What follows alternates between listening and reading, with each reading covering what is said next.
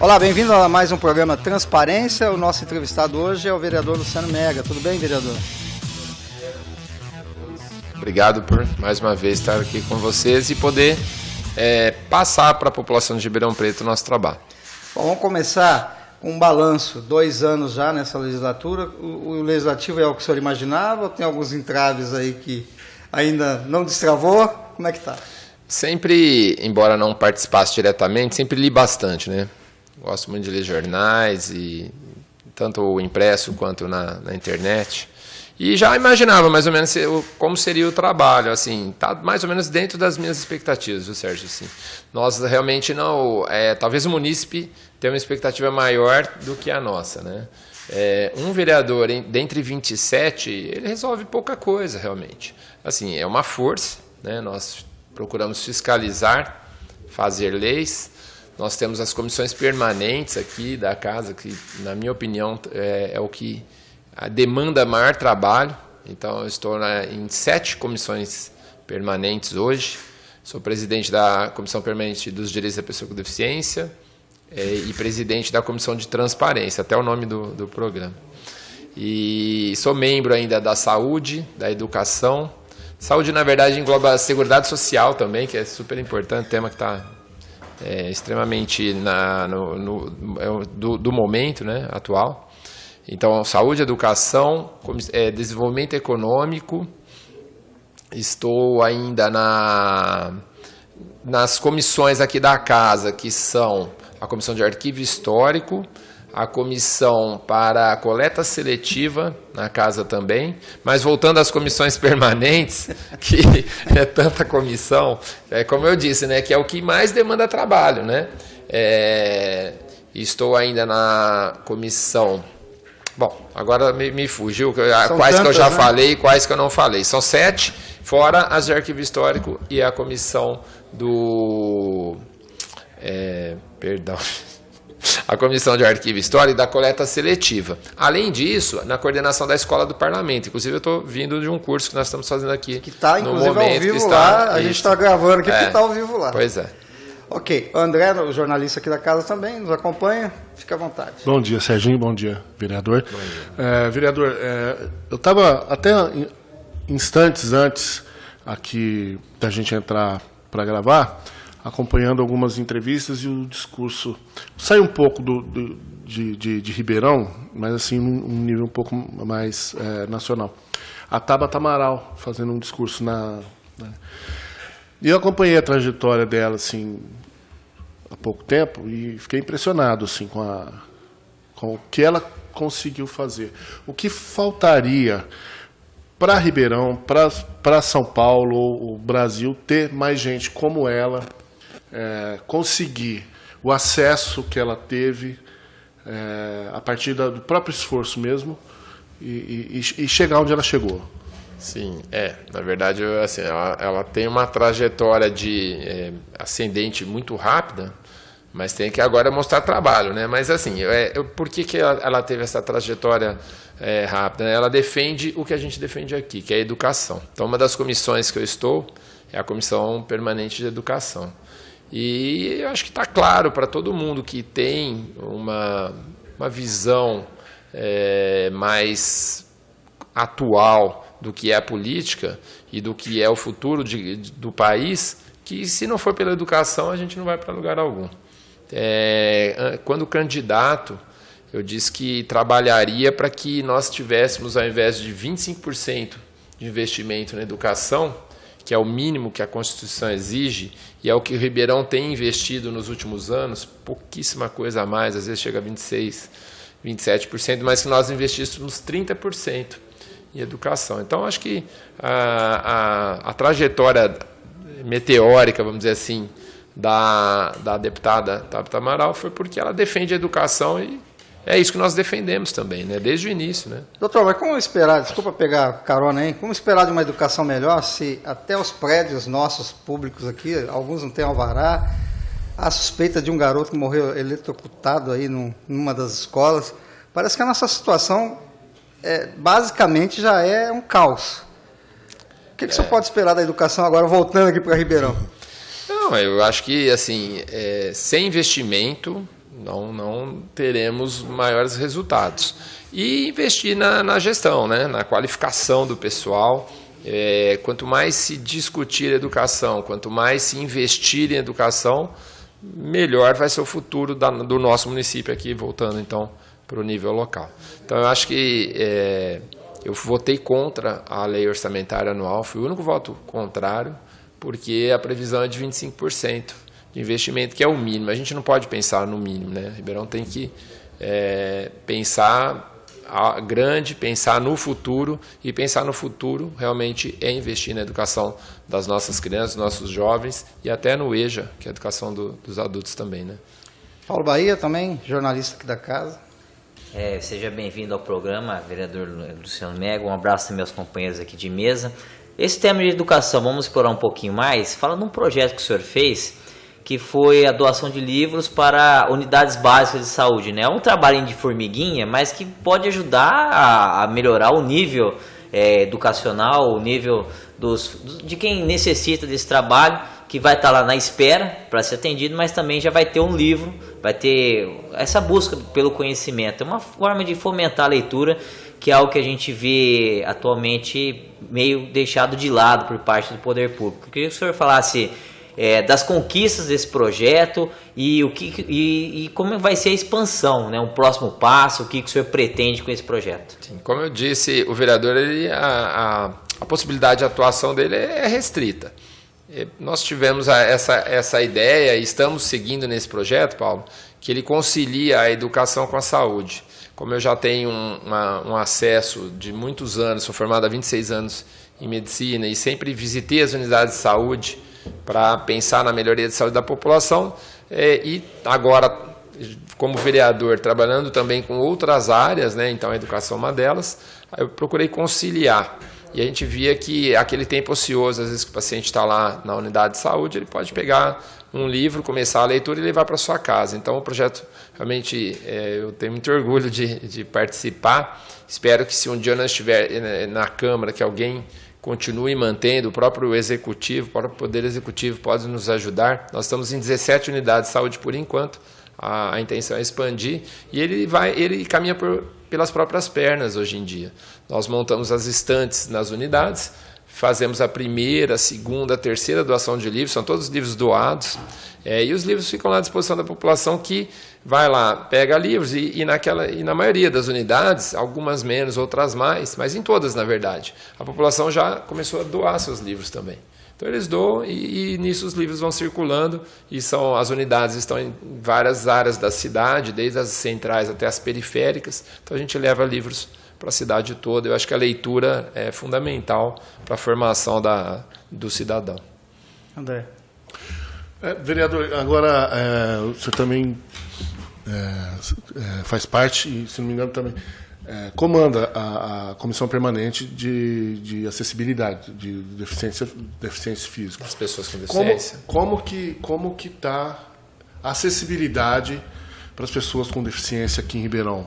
Precisa muita coisa ainda para chegar num ponto razoável? Como eu disse, né, esse trabalho das comissões permanentes, realmente ele é um trabalho de bastante volume.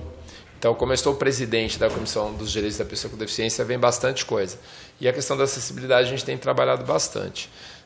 Uma das coisas importantes, André, é que nós temos trabalhado para que o Conselho o Conselho Municipal dos Direitos da Pessoa com Deficiência tenha uma nova lei para que ele se torne deliberativo, ou seja, ele vai começar a deliberar, né? Ele vai começar a dizer quais são as políticas para as pessoas com deficiência aqui na nossa cidade. Isso é importante. Hoje ele só é consultivo. Então, a partir do momento que ele passar a deliberar, e a segunda coisa importante nessa nova lei é que ele vai ter um fundo com recursos próprios. Inclusive, nós começamos agora, essa semana, praticamente, a conversar com o Ministério Público para que aquelas multas, né, das pessoas que param no estacionamento para a pessoa com deficiência, que esse valor, inclusive, não só da multa, mas até por danos, né, danos morais coletivos, né, a pessoa que para na vaga de uma pessoa com deficiência está fazendo uma coisa muito errada. Sim. E que esse dinheiro seja revertido para esse fundo das pessoas com deficiência, e assim nós possamos aplicar na melhor acessibilidade para as pessoas, por exemplo. A própria seção que atende as pessoas com deficiência, que é ligada à Secretaria Municipal de Assistência Social, a gente tem tido muita reclamação do atendimento lá. E eu disse, inclusive numa entrevista para uma TV aberta nessa semana também, que não é culpa das pessoas que estão lá, mas da estrutura, né? Da estrutura física e dos recursos humanos, a quantidade de pessoas para atender essa demanda que é cada vez maior, né? Das pessoas com deficiência. Bahia. Bom, vereador, o senhor já tem alguma experiência como presidente dessa comissão dos deficientes físicos, e agora uma novidade, o senhor está presidindo a comissão de transparências, né? Eu tive a oportunidade de ver algumas notícias, algumas declarações do senhor ao Cidade On, né, ao site Cidade On, até questionando muito a antiga comissão, né, o ano passado, que não deixou, na opinião do senhor, um trabalho a contento. Queria que o senhor falasse mais o que pecou o trabalho do ano passado dessa comissão e o que o senhor pode fazer de novo que pode acrescentar, agregar valor a essa comissão, que é uma das mais vigiadas, né? A população clama Sim. tanto por transparência, e hoje essa comissão é presidida pelo senhor. Na verdade, eu tenho muito orgulho de ter participado da formação dessa comissão, né? Quando nós começamos nosso mandato, não existia a Comissão Permanente de Transparência. Então, ela é uma comissão que está indo para o seu 3º ano, e eu estou desde o início. No primeiro ano, o presidente era o vereador Fabiano Guimarães. No segundo, na verdade, ano passado, eu já era o presidente. E eu continuo presidente neste ano, com muito orgulho, como eu estou dizendo. Na verdade, não foram críticas, né? Foi uma autoavaliação, na verdade. Então, essa comissão de transparência, ela procurou, num primeiro momento, avançar nas questões da transparência interna nossa, da Câmara, né? Dar o exemplo. E, num segundo momento, avançar na transparência do Executivo, né? E até de outras instituições da cidade. Mas a prioridade, né? As prioridades são Legislativo e Executivo. Então, nós nos autoimpusemos 28 medidas para nos tornarmos a Câmara mais transparente do Brasil. Mas a avaliação, Paulo, na verdade, ela é positiva. Porque nós saímos da nota 3 de transparência, e quem nos deu essa nota em 2016, quer dizer, antes de iniciar meu mandato, nós tínhamos nota 3. Hoje nós somos nota 10. Quem nos deu essa nota é o ENCLA, que é o Encontro Nacional de Combate à Corrupção e Lavagem de Dinheiro. Então, são mais de 85 entidades, então envolve Ministério Público, Polícia Federal. Então é uma coisa Sim. importante, né? Nós estávamos classificados na posição 404º lugar. Hoje nós estamos entre as 5 câmaras mais transparentes do Estado de São Paulo. Isso é Estado de São Paulo. Então foi um avanço muito grande, mas infelizmente nós não conseguimos implementar ainda todas as ações que nós pretendíamos. Aí a autocrítica, Sim. que eu acho que é importante também a gente pensar que nós não temos que melhorar, e temos mesmo. Nós, de 28 medidas que nós nos autoimpusemos, nós conseguimos implementar 12. Então, e todas as outras estão em implementação. Só que nós esbarramos em dificuldades técnicas, de tecnologia da informação mesmo. Conversava agora com o Sérgio, né? Temos vários problemas estruturais mesmo, né? E que nós temos que vencer, mas nós estamos trabalhando arduamente para isso. Ainda na Comissão de Transparência, nós estamos fiscalizando, que é o papel do vereador, e avaliando as 55 metas que o Executivo propôs, na verdade, enquanto o prefeito candidato, né? Ele impôs, se propôs a instituir 55 metas, e nós estamos em cima para avaliar quantas já foram e quantas serão até o final do mandato. Tem mais 2 anos de mandato, mas a função do Legislativo é fiscalizar, e a Comissão de Transparência é um instrumento importante para nós fazermos isso. E um aliado importante nessa questão da transparência é justamente a TV Câmara, né, que mostra todo o trabalho que é realizado aqui no Legislativo, como, por exemplo, esse programa Transparência, que a gente mostra o que o vereador tem feito nesses dois anos, e a projeção também para os próximos 2 anos. Não tenha dúvida. Eu acho que a imprensa é um ator fundamental no papel de fortalecimento da democracia, e eu sempre penso que a imprensa livre, a imprensa forte, ela só tem a colaborar com a população, né? Então, vocês estão de parabéns pelo trabalho, e que continue cada vez mais fortalecido. Vereador, falando de transparência, Parece que há um abismo muito grande entre o executivo e as comissões, por exemplo. Não estamos aqui falando do atual prefeito, isso é uma coisa geral. As comissões, elas mostram um ambiente completamente caótico e a prefeitura parece não querer enxergar isso. E às vezes apresenta até uma publicidade que não condiz com a realidade, uma própria revista que os senhores mesmos acabaram falando aí que não tinha nada a ver. Essa transparência, que no início foi boa, vocês estão de parabéns, ok, mas não ficou muito só em cima do servidor, não. Agora a transparência não tem que pegar em cima dos trabalhos da prefeitura, como, por exemplo, essas escolas que eu acabei de falar, que o senhor é da Comissão de Educação, que estão chovendo dentro, não tem ar-condicionado, não tem professores. Vereador, tem escola que não tem professor. E essa transparência não precisa avançar em cima disso agora? Não, sem dúvida, Sérgio. A Câmara, a gente sempre fala que ela é a caixa de ressonância da população, o que acontece na cidade, chega até nós e nós repercutimos isso. Desculpa cortar o senhor, eu estou falando isso porque a sua comissão de pessoas com deficiência, se não tivesse agido, eles estariam até hoje sem vans para transportá-los. Foi alguma coisa até triste de ver o vereador Marmita dar uma apelada lá, falar para o prefeito para passar por aquilo. Foi uma apelação humana, né, que a gente sentiu que ele realmente estava junto com vocês. Desculpa interrompê-lo, mas não é só na Comissão de Educação, da pessoa com deficiência. Há um abismo aí, parece que para a prefeitura está tudo bem, e não está tudo bem. Não, a população realmente tem reclamado bastante, a própria imprensa tem mostrado isso, nos jornais, nas revistas, na rádio, né? A gente tem sentido, né? Quando vai entrevistar o munícipe, ele nos mostra todo o descontentamento que tem com o que tem acontecido na cidade. Então a Câmara tem procurado sim ajudar a questão das vans. Nós tínhamos 14 vans com 3 lugares cada e foi uma mobilização das pessoas com deficiência, dos seus cuidadores, as mães na maioria dos casos, e junto com a Câmara, e nós trabalhamos para que o Executivo fizesse uma nova licitação, e foi feita. Agora nós temos 18 vans com 4 lugares cada, e ainda assim, infelizmente, é insuficiente. É pouco. Temos uma lei que tramita na casa, tramitou, saiu, mas ela deve voltar, que ela pode, inclusive, acabar com o transporte gratuito para todas as pessoas com deficiência, porque ela passa a impor um limite de renda.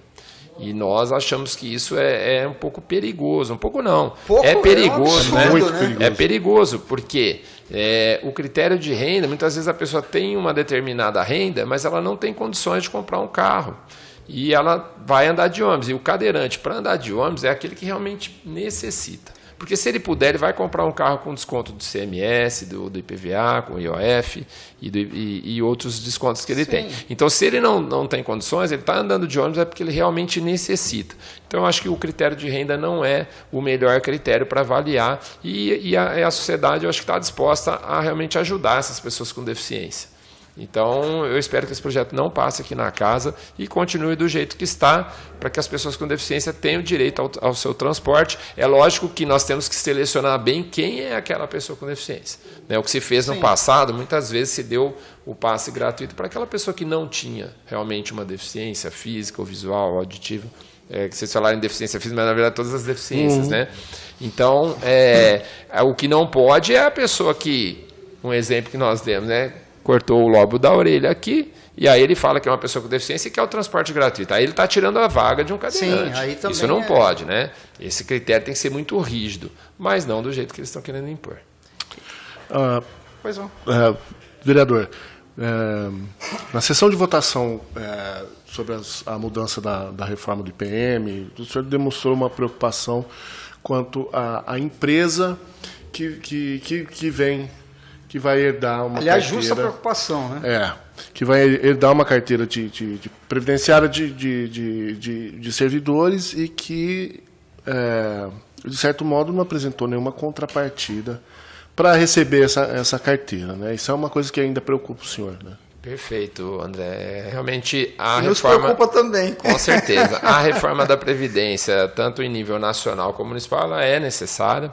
Algumas mudanças precisam ser realizadas, mas da forma como foi feita, sem discutir com a população, que é a maior interessada. Alguns falaram que o servidor era o maior interessado, mas na verdade a população é o maior interessado. E o servidor, também, que diretamente é muito interessado, não houve uma discussão ampla e clara dos motivos pelos quais se diz que o IPM está quebrado, né? Quem está com salários que talvez não devessem, salários não, perdão, com benefícios que talvez não sejam merecidos, o que se fez lá atrás que levou o IPM a essa situação, né? Isso não foi discutido, mas principalmente essa questão de entregar a carteira para a SPPrev com uma taxa para o aposentado de 4%, por que isso não foi negociado? Né? Quando a gente entrega uma carteira, como foi a folha de pagamento do servidor, né?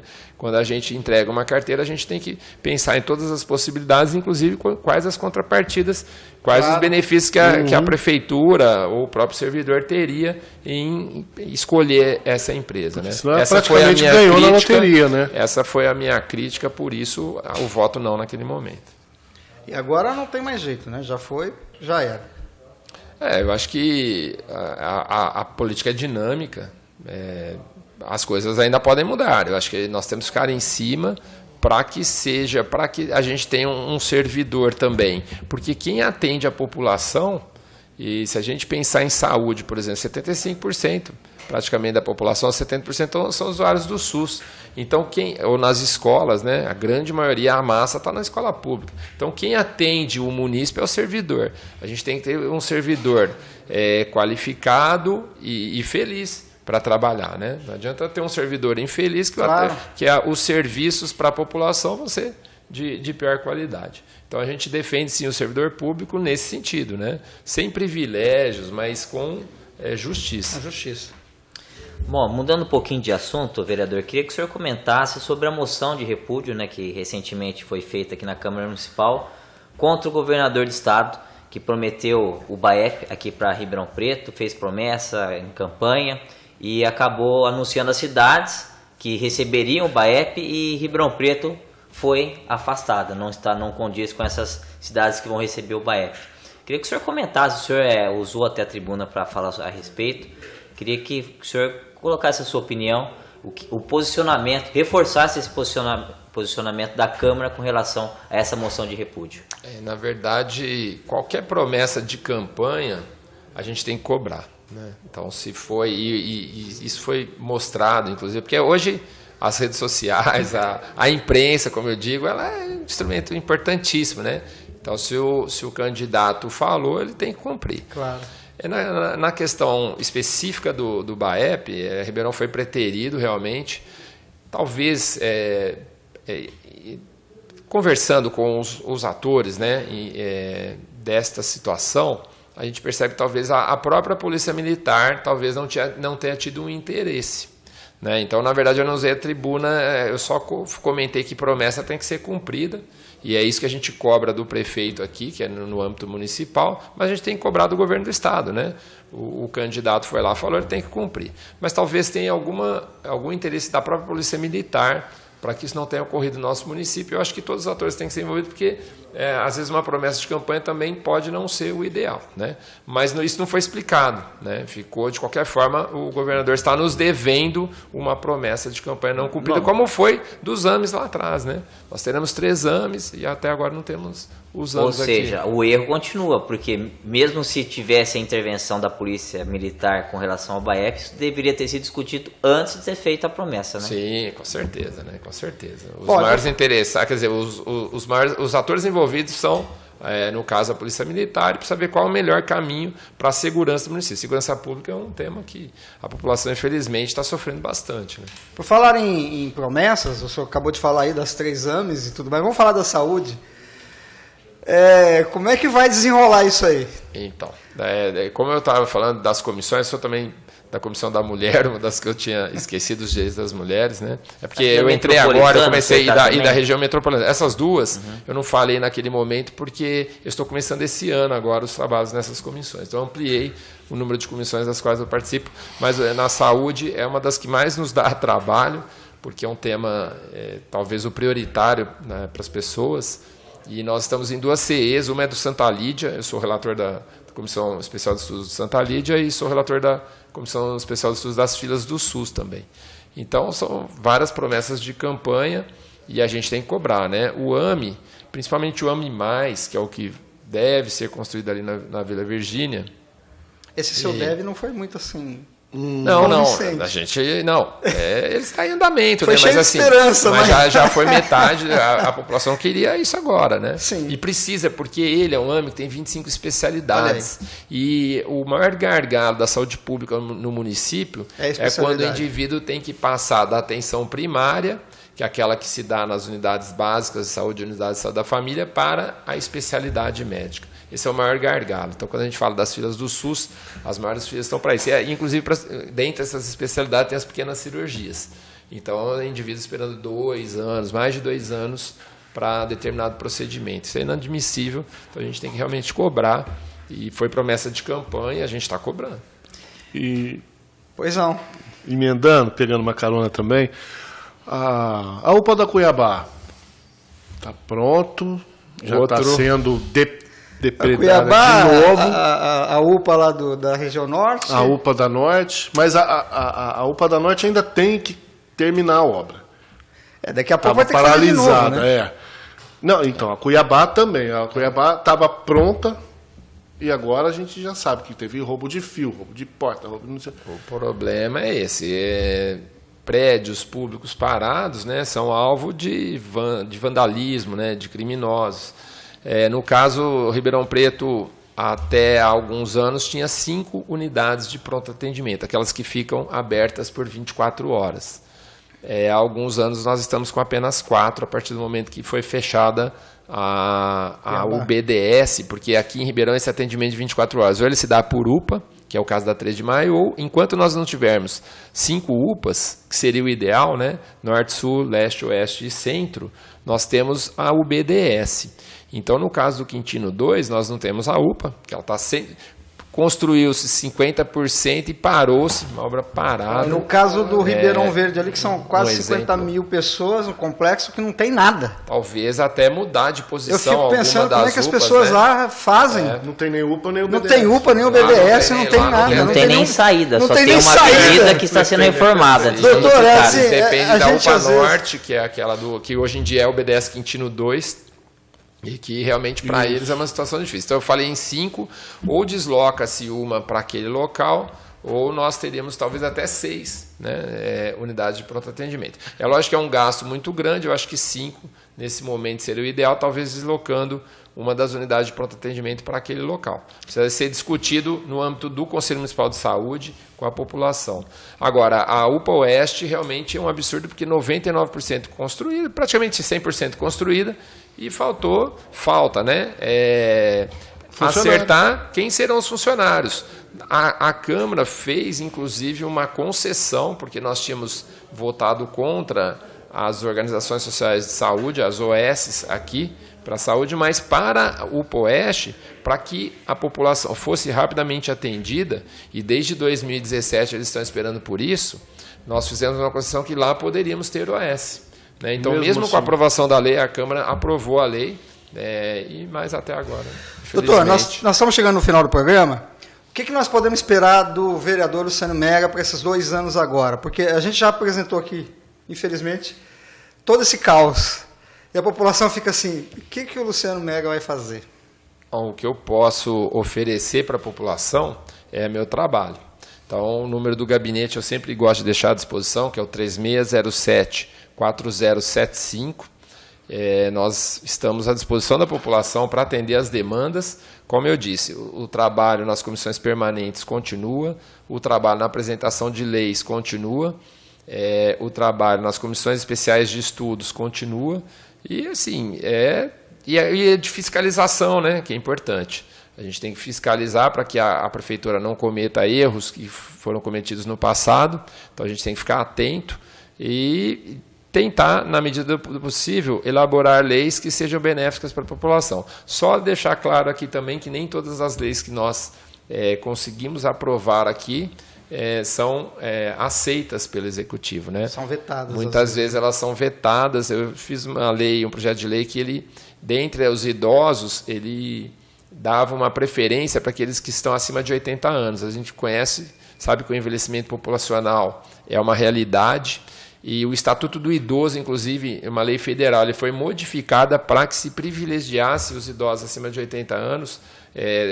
Lógico que se não for uma urgência, então acima daqueles que estão abaixo, eles serão privilegiados em relação àqueles que estão abaixo de 80 anos. Então 60 a 80 é uma faixa, acima de 80 é uma faixa ainda com prioridade, né? Isso está lá na lei federal, nós aprovamos a lei aqui na Câmara e foi vetada pelo Executivo, mas nós vamos apresentá-la novamente esse ano, porque a gente acredita que os idosos têm que, depois de tudo que eles fizeram pela sociedade, trabalhar, eles têm que ter uma prioridade em relação aos demais, né? A princípio nem precisaria de lei para isso, né? Mas se precisa de uma lei e o Executivo veta, aí não sei nem o que dizer mais. A lei do cão-guia, por exemplo, né, que os táxis e motoristas de aplicativos eles têm que aceitar o cão-guia quando estão com cego. Foi uma lei vetada pelo Executivo, mas nós recorremos e o Tribunal de Justiça disse que ela é correta e hoje em dia ela é uma lei que está valendo aqui na cidade. Bom, doutor, só quer falar alguma coisa rapidamente aí que a gente não perguntou?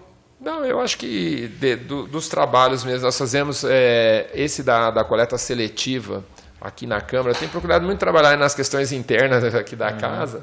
Eu cheguei e falei que a gente tem que dar o exemplo, então a questão da ouvidoria aqui na casa, que nós não temos ainda desde quando nós entramos aqui em fevereiro de 2017, nós apresentamos o projeto da ouvidoria, ele foi aprovado agora em dezembro de 2018. Então, depois de muita negociação, muita tratativa, eu acho que é estreitar a relação, a participação popular aqui nessa casa. O vereador é só um representante da população, então a ouvidoria é mais um canal para estreitar esse relacionamento entre a população e o legislativo, então, na gestão da cidade, né? A questão da ouvidoria, como eu disse, e a questão da coleta seletiva de lixo, né? Nós cobramos da prefeitura, do executivo, que amplia a coleta seletiva, que é irrisória, quase nada aqui no município, então nós estamos perdendo verba, nós estamos gastando para levar esse lixo até Guatapará.